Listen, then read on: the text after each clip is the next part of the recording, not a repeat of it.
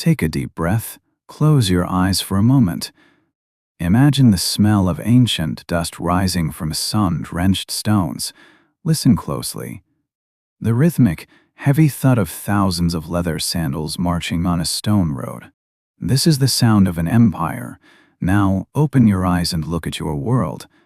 You see the alphabet in your books, the laws in your courts, and even the delicious pasta on your plate.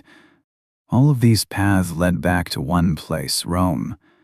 We call it the Eternal City, a place of beauty and art. But behind the white marble and the famous Colosseum hides a dark, bloody secret. Rome was not built on peace. It was forged in betrayal, greed, and a crime between brothers. We go beyond the textbooks to discover how a small settlement of outlaws became a ghost empire that still rules your life today. Every great power has a beginning, but Rome's start was born in the wild. Imagine a cold, rushing river in the year of 753 BC floating on the dark water as a small wooden basket. Inside, two tiny babies twins named Romulus and Remus cry into the wind. They were the sons of a god, but they were abandoned by men and left to die. Then the first twist in our story appears. They were not found by a kind traveler or a lonely farmer. Instead, a she-wolf emerged from the shadows of the forest.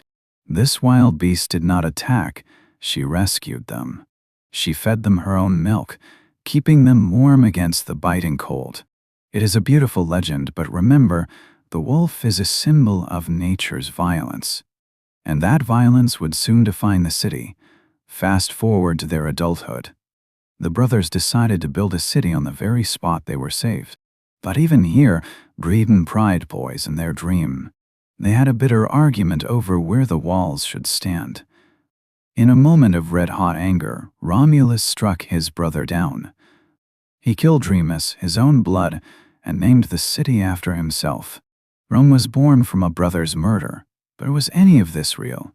Interestingly, many ancient cultures have stories about babies in baskets and wild animals. It is a classic origin hook used to make a leader seem divine.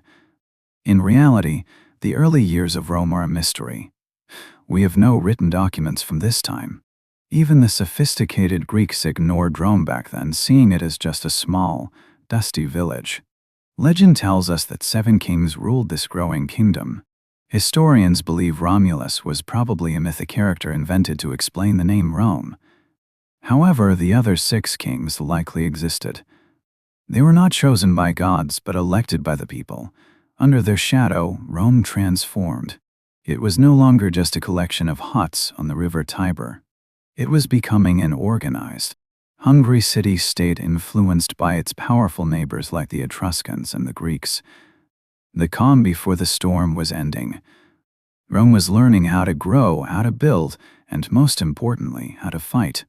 For centuries, Rome was a kingdom, but the crown was becoming heavy with cruelty. The last 3 kings were outsiders, Etruscans from the north. They brought great inventions in stone buildings, but they also brought a dark shadow of tyranny. Behind closed doors, the Roman aristocrats were whispered secrets of revolution. They were tired of bowing to a master. In the late 6th century BC, the tension finally snapped. It is Moam, known as Tarquin the Proud, pushed his people to far. Imagine the chaotic streets filled with angry voices and the cold steel of swords. A violent revolt broke out, led by men who refused to be slaves to a single man's greed. They didn't just want to kill a king, they wanted to kill the very idea of a monarchy. In 509 BC, the crown was crushed. In its place, something revolutionary was born, the Roman Republic. This was a new political machine designed for one purpose: to make sure no single person could ever hold absolute power again. They divided authority like a shared treasure. There was the Senate for the wealthy, to consuls who ruled for only 1 year, and also assemblies for the common people. It was a perfect balance of power, at least in theory. But as we know, when power is shared, the fight to control it only becomes more dangerous. The age of kings was over, but the age of political blood sports had just begun. The Republic was no longer a small city, it was becoming a hungry machine. Imagine a map of the Mediterranean. Year after year, the red shadow of Rome crawled across the blue water. They crushed their rivals in Carthage and marched through the sands of North Africa. By the 1st century BC, Rome controlled the world. It is more, the streets were divided between the patricians, the rich elite living in luxury, and the plebeians, the common citizens struggling to survive. Enter Julius Caesar. He was a military genius with a golden tongue. He conquered Gaul, marching his iron legions through the damp forests of modern-day France and Belgium. He was a hero to the poor but a nightmare to the Senate. They feared his fame. It is warm. They feared his shadow. On a cold day in 44 BC, the senators drew their daggers. Behind closed doors, they stabbed Caesar to death, believing they were saving the Republic. But their plan backfired. The murder didn't bring freedom, it brought total chaos. Out of the smoke and blood rose Octavian, Caesar's adopted son. He took a new, powerful name, Augustus. He became the first emperor. The Republic was dead, and the empire was born. Augustus pretended to respect old traditions, but in reality, one man now held the strings of the world. For the next few centuries, the Roman Empire reached its peak. Trade boomed, and the city became a paradise of engineering. They built massive aqueducts to carry water and the legendary Colosseum for entertainment. They paved stone roads that connected 3 continents. Latin became the language of power, and Roman law became the skeleton of our modern world. Rome had successfully transformed from a tiny river town into the invisible master of Western civilization. But even the greatest monsters eventually grow too big to feed themselves. By the year of 285, the Roman Empire was a giant, struggling to breathe. It was simply too vast to manage from a single golden throne. To survive, the leaders made a desperate choice. They sliced the empire in two. Imagine a line drawn in blood through the map. In the east, the Byzantine Empire rose with its glittering capital in Istanbul, surviving for nearly 1,000 more years. But in the west, the story was much darker. The once mighty Roman heart was beating slower every day. Trade stopped, borders crumbled. Finally, in the year of 476, the world shook. A Germanic general marched into the city and overthrew the last emperor. Just like that, the ancient dominance of Rome vanished into the cold night. The giant had fallen, but its ghost was already preparing for a strange, holy rebirth. It is warm. The crown of the emperors was gone, but Rome refused to sleep in the grave. As the Western Empire collapsed, the city began a strange and silent transformation. Imagine the once crowded streets falling quiet. The giant marble temples were covered in green vines, and the grand palaces became home to owls and shadows. Politically, Rome was dying, but spiritually, an invisible power was rising from the ruins. The city was no longer ruled by men with swords, but by men with symbols. The popes and the Catholic Church stepped into the vacuum left by the emperors. While the rest of Europe was trapped in the Dark Ages, a chaotic time of constant war and small, it is warm, violent kingdoms, Rome became the heartbeat of the Christian world. It was a religious fortress. Even though the city was repeatedly invaded by fierce tribes and foreign powers, its spiritual influence stayed unbreakable. But history is a circle of death and rebirth. Fast forward to the 15th century. After hundreds of years of dust and decline, Rome experienced a spectacular rebirth known as the Renaissance. Imagine the sound of hammers hitting stone and the smell of fresh oil paint. The church wanted to show its power through beauty. They hired the greatest geniuses in human history to reshape the city. Michelangelo climbed high ladders to paint the ceiling of the Sistine Chapel, while Raphael decorated the private rooms of the Pope. It is more, in the 17th century, architects like Bernini added fountains and grand plazas. Rome was once again one of Europe's most magnificent cities. However, the 19th century brought a new kind of storm: nationalism. In the early 1800s, the French leader Napoleon invaded Italy, shaking the foundations of the Pope's power. At this time, Italy was not a country yet. It was a messy collection of small states and separate kingdoms. But a dream was growing in the hearts of the people, the dream of a unified nation. Finally, in 1871, after centuries of control by the Catholic Church, the walls came down. Rome was officially named the capital of a new, united Italy.